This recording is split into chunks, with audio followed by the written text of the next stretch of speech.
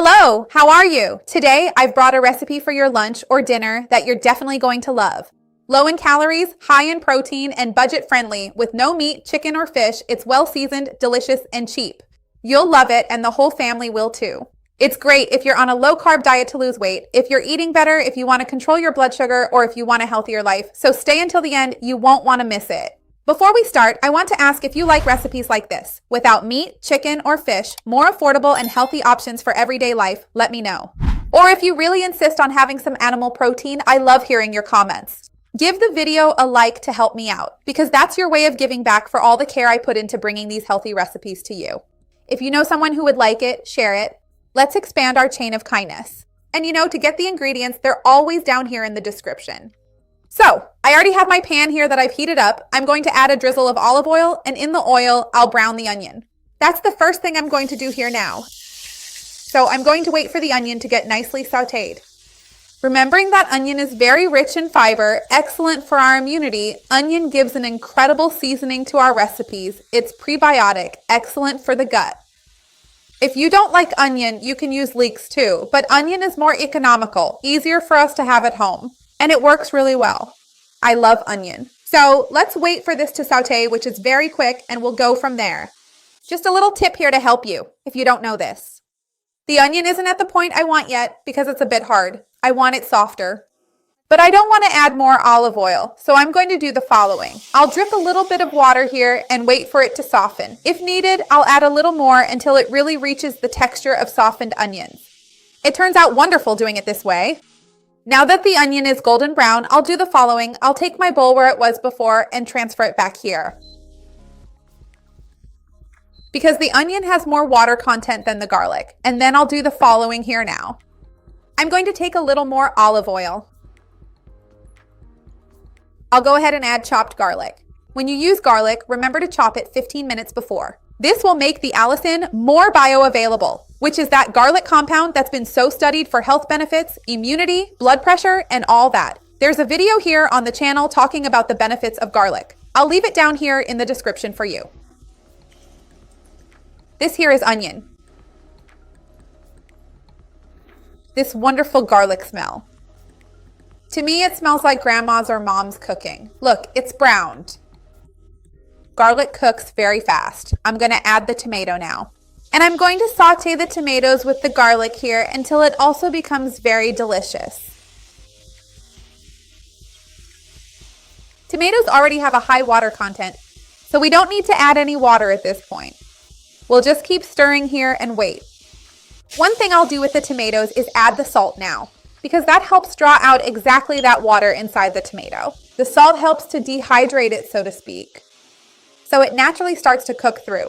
I don't want to mash them, I just want to stir so the tomatoes saute and get more flavorful.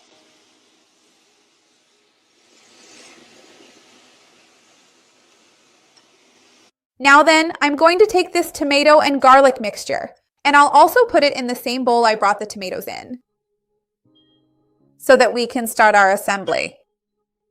Let's make a little cream for this treat then. I'll use the eggs as a base here, just break them. This will already provide plenty of protein. There are 3 eggs here, but eggs aren't just protein. Besides having albumin, which is a high biological value protein, it also has choline, vitamin D, other minerals, and vitamins, very good for our health. To the eggs, I'm going to add the plain yogurt here. So I'll even grab my spatula here that I use for the tomatoes since I'll mix it all later. Remember, I have a video on the channel teaching how to make homemade yogurt, okay? If you want to make it at home, you can do it that way. If you're going to buy it ready-made, check the label. Ideally, it should have 2 or 3 ingredients at most. Milk, reconstituted milk, and live cultures to be a good quality yogurt. I'm going to season this with salt, with a little bit of paprika, which I love, and with a little bit of black pepper. Give it a good mix until it's smooth. And now I'm going to add the tomatoes back in. Let me put it in like this. The tomatoes and the sauteed onions, because it makes all the difference to saute the vegetables beforehand. Rather than putting raw onion, raw tomato, or raw garlic in here. So do it this way. Let me even switch to this one now, so we can incorporate it well, because there are still 2 ingredients left. The smell is so wonderful. This is going to be my lunch today. I want you to tell me what your lunch will be today. Or if you've already had it, I don't know when you're watching. Into this delicious mixture, I'll add some cauliflower and broccoli that I've already pre-cooked to speed things up in the oven. If you don't like broccoli, just use cauliflower. If you don't like cauliflower, just use broccoli. Don't like broccoli or cauliflower? That's tough, right? Because broccoli and cauliflower are wonderful. Try to eat at least one of them because they have very few carbs, lots of antioxidants, and lots of fiber. But if you don't like it, let's not fight about it. You can use zucchini too. There are many other wonderful low-carb vegetables that you can use. So let's give all of this a really good mix. And look how much the volume increases. Look how wonderful.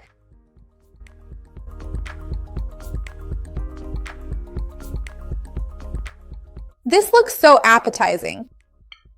I'm dying to get this into bake really quickly. If you want, you can bake it in the air fryer or in a regular oven, which is what I'm going to do. Tell me which one you prefer. I think it might even work in the microwave. I haven't tried it yet, but logically it should. The problem is having a dish that fits all of this and can also go in the microwave because it has to rotate in there. But if the microwave is large, there wouldn't be any problem at all. I'm going to take it to the oven now to finish it, and then I'll be back here for us to try it. Let me just tidy everything up here.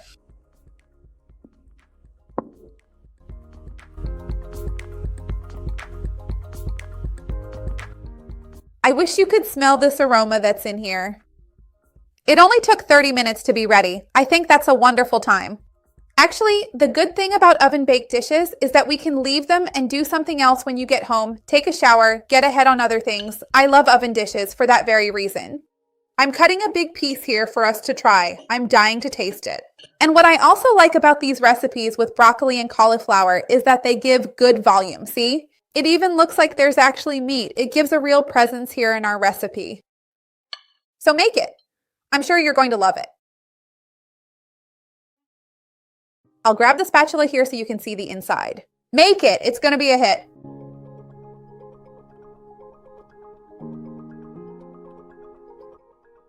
Just look at how truly wonderful this is. Make it yourself, and I'm sure you'll absolutely love it. Remember to leave a like on the video. It helps me a lot. Every single like is important to me, and share it with those who will like it and those who need it. Let's expand this chain of kindness. That's what I want with this channel. Let's try it.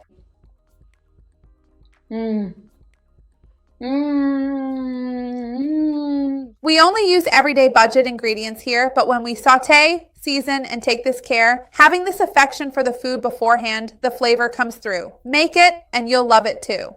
See you next time. Bye.